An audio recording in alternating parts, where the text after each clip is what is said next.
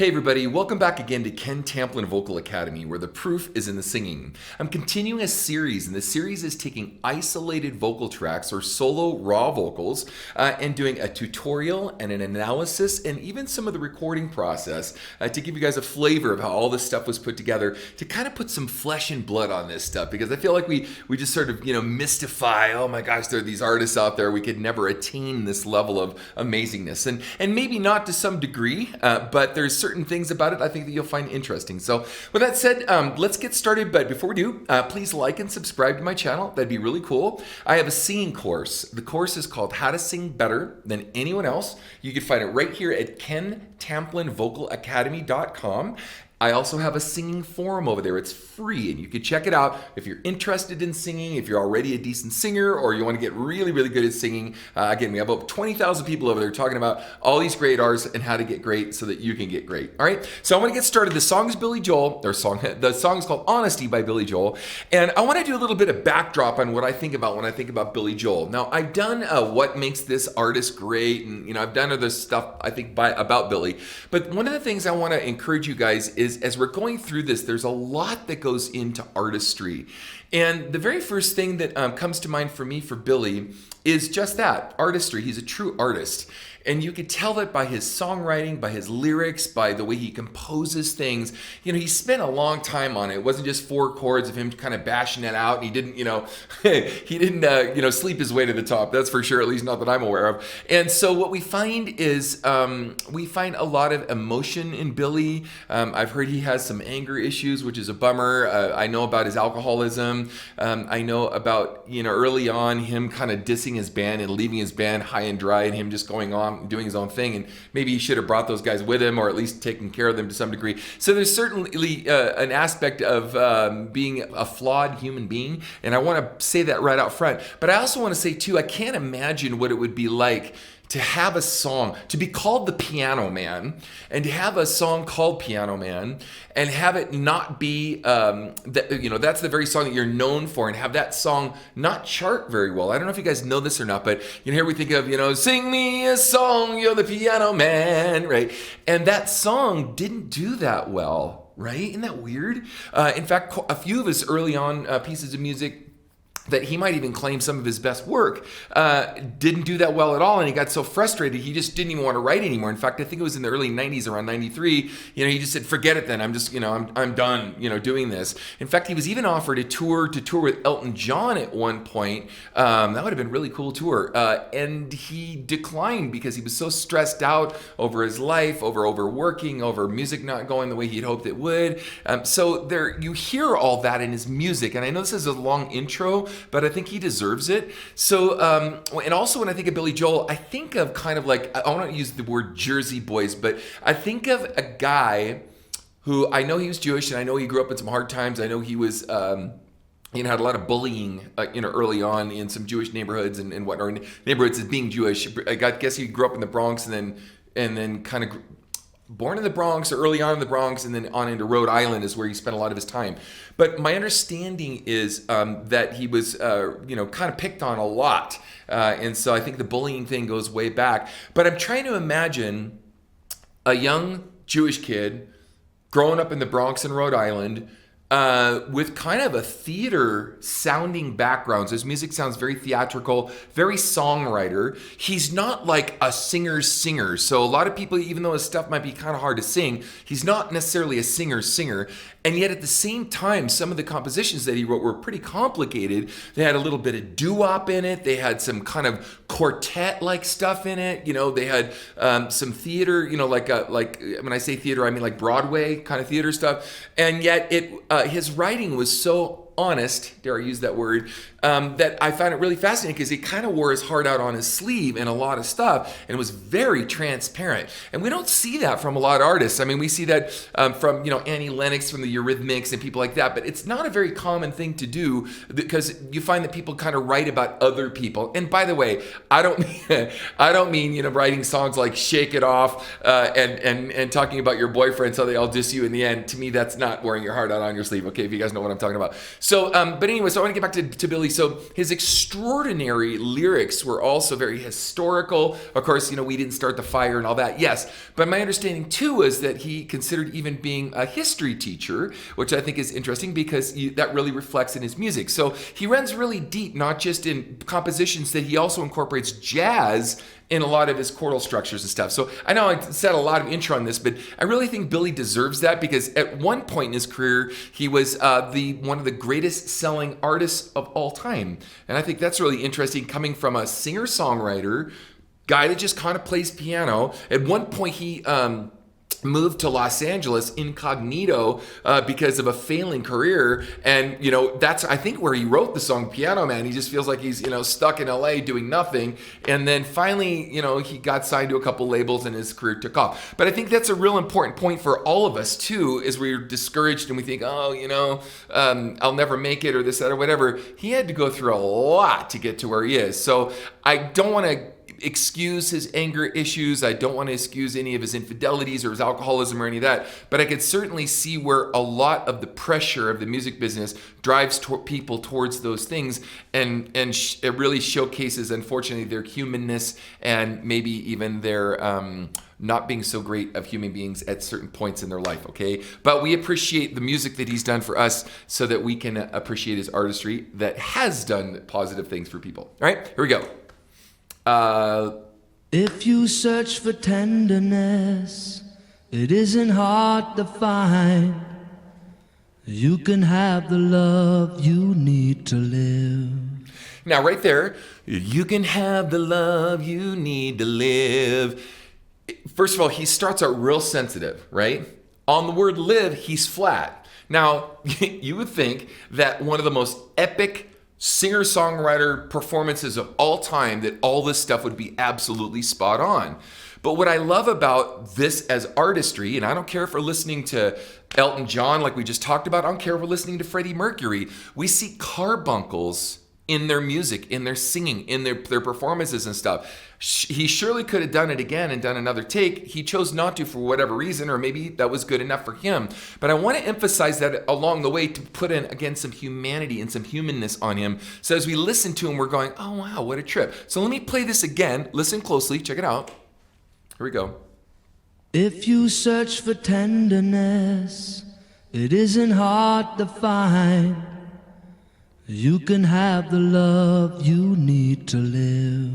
Here, a live goes flat. Now, the other thing too is that really good singer-songwriters sing for the lyric of what they've written about. So, if you search for tenderness, it isn't hard to find, right? So he's got this tender sound as he's going through this. Isn't that kind of interesting? So it makes you feel, tender when you hear it. So he's got a warmth and a tenderness, and he's really in the moment of the song. So I just love that. So let's continue. Here we go.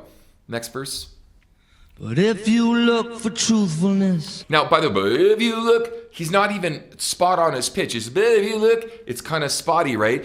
And he's kind of talking at you. He's not sing-song. He's not going, but if you look for truthfulness, right? Now he starts his notorious phrase stabbing, where he sings phrases kind of like in stabs. So check it out. He's like a guy from the East Coast talking to you. Yeah, Jersey, you'll look for happiness. You're not going to find it. You're going to look, but maybe, I don't know, you might find it if you look hard enough, okay? So watch, check it out. Here we go. But if you look for truthfulness, you might just as well be blind. It always seems to be so hard to give honesty. Now, on the word give, and I'm going to pick this apart as a vocal coach and as a singer myself, he kind of fumbles to give. And then he kind of trails off with kind of a funky vibrato, and then he recovers on the word honesty. But if you listen really close, he's not that accurate in his vibrato, in his support. The other thing is talk about support. Playing piano. I don't know if he played piano and sang this at the same time. There's a good chance that he did because of the way it sits so well. with the piano track, and I'll play that in a minute. I actually have the piano track too, so I'm going to put it up in a minute. I'm going to take you guys some cool places if you want to come along for the ride. Anyway, so I want to listen back to this real quick. Check it out. It always seems to be so hard to give honesty. Now, if you give, right, he kind of like fumbles just a little bit. Now I'm being really picky-uni, but I want to point it out that, a lot of times we sit in the studio and we want it to be so perfect, everything, and we want our vibrato to be perfect. We want it to start as a flat line and then come in smooth after, and then we want to make sure our pitch is exactly on. He's more concerned about singing for the song and the emotion and the passion than he is all of the little gesticulations of singing, all the calisthenics of singing. So I think that's really, really important. Let's continue. Here we go. It's such a lonely word. Everyone is so untrue. Now, again, there's an over-accentuation. We talked about Broadway and theater. Word, he's got to earn, right? And it's really hard to overshape the vocal track like that, but storytellers do that, and theatrical people do that. A lot of the quartets did that. Like I said, the Jersey Boys, I'll bring that up too, because there was a lot of, it was more important about people really understanding the story than bel canto, which just means beautiful singing, where it was more about the vowels, the beauty of the vowels, and the prettiness of the voice. About the reverbs that they chose, it's just really simple. It just sounds like a simple short haul. There might even be like a small little delay behind it, but there's nothing spectacular about the reverbs. I want to point out some other things. We're going to do a few of these, and I'm going to walk you in through some really interesting recording process stuff that when you kick in the actual instrumental track, you hardly hear the reverbs at all. You do, because you feel like it's kind of suspended in air rather than the vocal going away quickly, which is important to kind of hide the reverbs enough to where you don't really feel like they're soaking, drenched in reverb, but enough just to beautify and sustain the voice without overpowering it or over affecting the sound. Okay, let's continue. I can always find someone. Now, did you notice the change in the timbre of his voice? It almost sounds like he sang this at a different time. Listen to it. There's even a different compression setting. I don't know if you can see my screen, but if you look at here, you can see that he's singing louder into the mic because the bandwidth is thicker. And then also you could see that the dynamic range is larger. So what it looks to me like is he's singing louder, so they had to back off the preamp a little bit in order to accommodate it not distorting. But what happens is that his lower stuff, unless you compress it a lot harder, it will kind of hit the compressor harder, and it will have more dynamic range between the loudness and the least sounding volumes, or the less volume, I should say. So listen closely. I'm going to back this up, and I want you to listen to how he comes off the one phrase and the complete different change in the sound of the voice. I think he sang this at a different time. He probably came in and went, I don't like that way that part was done. I want to redo it. I really think that happened. Check it out. Listen. What I need from you, I can always find someone to say they sympathize. I can always find someone, right? The previous part. Need from you. Need from you, really? And then, I can always find someone, right? Then he's got this much more aggressive approach to it, and the mic even sounds different, and his voice sounds a little different too. Check it out. I can always find someone to say they sympathize if I wear my heart out on my sleeve. Pretty cool. But I don't want some pretty face to tell me pretty lies. Now, when he says, and I don't want some pretty face to tell me pretty lies, right? Can't you kind of just imagine, like, let me say that I'm not even going to sing a word, right?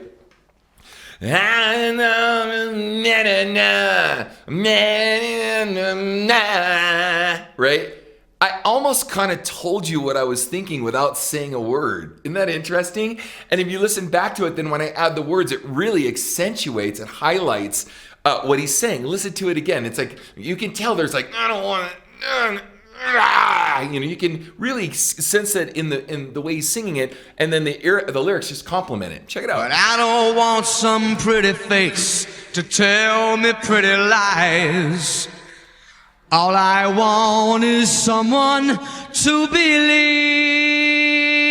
Now notice that believe was pitchy. To believe. Like, right? He kind of dips in believe and it's not really spot on. It's really interesting. I never knew this stuff until I got these solo vocals. I'm like analyzing this going, wow, that's cool. Again, I'm putting flesh and blood on this for you guys to do your own research and analyze and go, I can do that. I don't have to be perfect to get out there and do my thing. Billy didn't try to be perfect. Now, there are people that do try to be perfect. There are the Mariah Careys and the Steve Perrys and the Whitney Houstons and all those guys that do have just amazingly flawless sounds most of the time. Even they still have issues. But listen closely again and believe. Check it out. Me pretty lies. All I want is someone to believe. He's flat.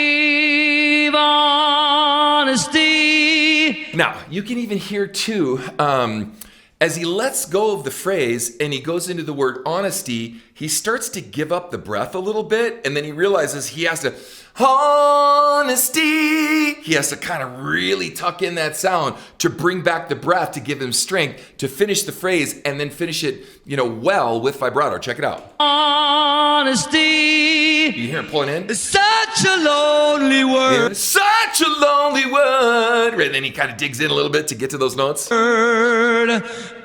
Everyone is so untrue. Honesty. Hit a little try on, right? He doesn't go on. He's like, honesty, right? We want to hear more perfection in that, we think, but he doesn't give it to us, and you never notice it because he sings it with such conviction. I never knew it. Check it out. Honesty. See, you want a diphthong scoop on. You want it to be cleaner than on. He's kind of chirps a little bit on the sound. Is hardly ever heard, and mostly what I need from you. Now, I want to add one more thing. He's Billy Joel. He's amazing. I'm not trying to show all of his, carbuncles and his errors and this and that to make him look bad. I'm doing this by way of showing all of us that he's human, and we can actually enjoy and appreciate that also, that we maybe look at ourselves and go, hey, I can do that. I think I can do that. It's not as unattainable as it seems. That's why I'm doing that. I'm not doing it just to point out his faults, okay? So let's be clear on that. All right, here we go. I can find a lover. I can find a friend. I can have security until the bitter end. Anyone can comfort me with promises again. I know. Now, you ready for this? I think this part was done at a different time too, and let me explain why. And you're probably going to think I'm nuts. Billy would probably admit to this. You can hear some nasality in his singing through this part that he didn't have in the other parts. Now, unless all of a sudden he took a lunch break and was allergic to dairy or something, you can clearly hear that he's a little stuffy through this section, and he wasn't stuffy in the previous section. Take a close listen and listen to how stuffy he gets on a couple of these lines. Check it out. Here we go. I can find a lover. Now, by the way, I can find a lover. He's kind of pushing the throat there a little bit deliberately to get some distortion and some intensity out of the sound, but check it out. I can find a friend. I can find a friend. You hear it start to come in? Check it out. Listen real close. I can find a friend. I can have security. Security, till the end. Right? You can hear the nasality really clear. I can have security until the bitter end. Anyone can comfort me with promises. Here on promises, with promises. Check it out. Can comfort me with promises again. I know.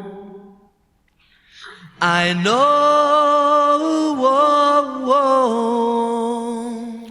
Now, what may have happened is he may have done the whole song. He was kind of happy with it. Listens back to, he's in his car and he's going, okay, there is a perfectionist side to him, of course. That's how he got to be Billy Joel.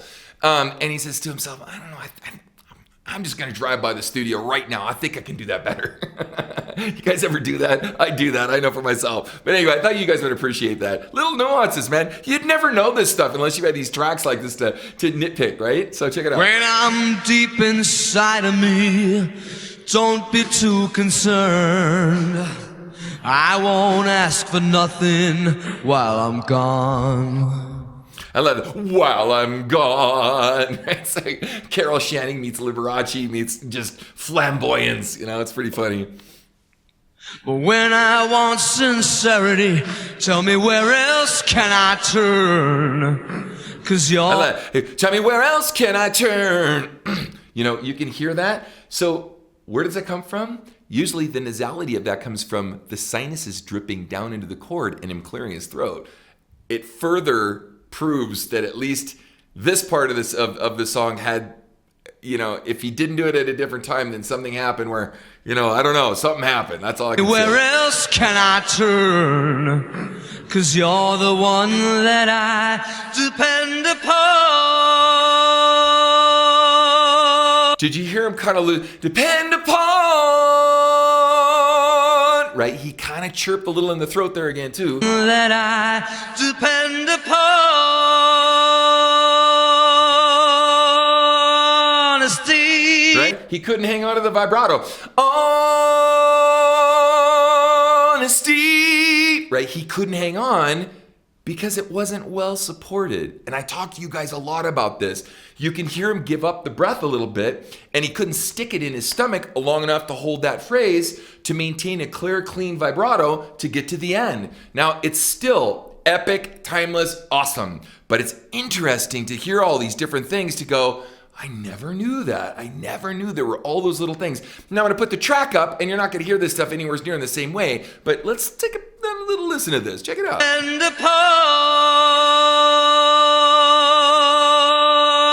honesty. He falters about 3 times in the vibrato. He tries to kick it in, it doesn't work. He tries to kick it in again, it doesn't work. Finally, at the end, it kind of kicks in a little bit. Pretty interesting, right? It's such a lonely world. Everyone is so untrue.